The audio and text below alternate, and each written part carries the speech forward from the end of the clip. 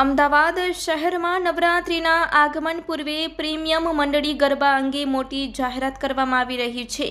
મોરપીંછ પ્રસ્તુત શુભ મંડળી દ્વારા આયોજિત આ વિશિષ્ટ ગરબા 22મી સપ્ટેમ્બરથી 2 ઓક્ટોબર 2025 દરમિયાન flow rate party plot Sardar Patel ring road Ognaj યોજાશે।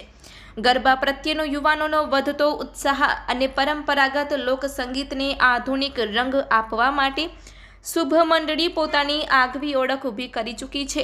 ગોપાલ ભરવાડ, દેવરાજ ગઢવી ગીર, કૌશિક ભરવાડ, પર્થદાન ગઢવી, સુહાની શાહ અને લકી મીર જેવા પ્રતિભાશાળી કલાકારો તેમના સંગીત અને સ્વરોથી આ નવરાત્રિને યાદગાર બનાવશે। ગરબા પૂર્વે મીડિયા મિત્રો માટે ખાસ પ્રી એનાઉન્સમેન્ટ પ્રેસ કોન્ફરન્સનું આયોજન કરવામાં આવ્યું છે।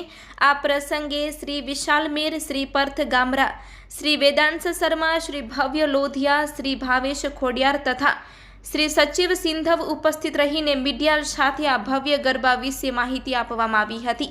આ પ્રસંગે આયોજક શ્રી વિશાલ મીર દ્વારા જણાવવામાં આવ્યું હતું કે અમદાવાદની જનતા ગરબાને હૃદયપૂર્વક પ્રેમ કરે છે। અમારી શુભ મંડળી દ્વારા આ વર્ષે અમે પરંપરા, સંસ્કૃતિ અને આધુનિકતા ત્રણેયનો સુંદર મેલ કરીને એક અદ્ભુત અનુભવ આપવા પ્રતિબદ્ધ છીએ। યુવાનો માટે આ નવરાત્રિ ખાસ બની રહે તે માટે વિશેષ આયોજન કરવામાં આવ્યું છે। આ વર્ષે અમદાવાદના પ્રીમિયમ ગરબા અનુભવ માટે શુભ મંડળી સંગીત, પરંપરા અને સાંસ્કૃતિક ભાવનાનું અનોખું સંયોજન રજૂ કરવા તત્પર છે। Report by Ashwin Limbachiya, Ahmedabad.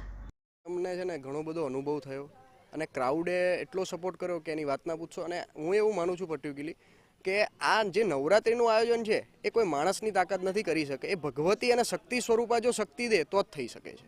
અને માતાજીએ અમને ગયા વર્ષે શક્તિ દીધી અને માતાજીએ આખું આયોજન પાર પાડ્યું અને આ વર્ષે બી માતાજી પાર પાડશે એવી અમે આશા રાખીએ છીએ।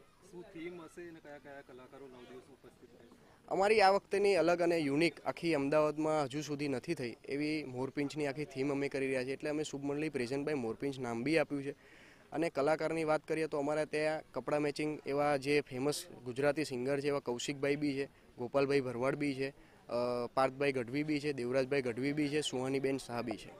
ગુજરાત સરકારની ગાઈડલાઈન મુજબ કઈ રીતનું સેફટીનું ધ્યાન રાખવામાં આવ્યું છે અને પાસીસ માટે ક્યાંથી કોન્ટેક્ટ કરવામાં આવ્યો? ગુજરાત સરકારની ગાઈડલાઈન પ્રમાણે અમે અહીંયા આગળ સેફટીની અંદર લેડીઝ માટે લેડીઝ બાઉન્સર રાખીએ છીએ, બોયઝ માટે બોયઝ બાઉન્સર રાખીએ છીએ। ગ્રાઉન્ડની અંદર કોઈને કોઈ જાતની તકલીફ ના પડે એના માટે અમે ગ્રાઉન્ડની અંદર જ એક નાની મેડિકલ સર્વિસ ટીમ બી રાખીએ છીએ કે જેથી કરીને કોઈને ઇમરજન્સી થાય તો બહાર એમ્બ્યુલન્સની સગવડ બી રાખી છે।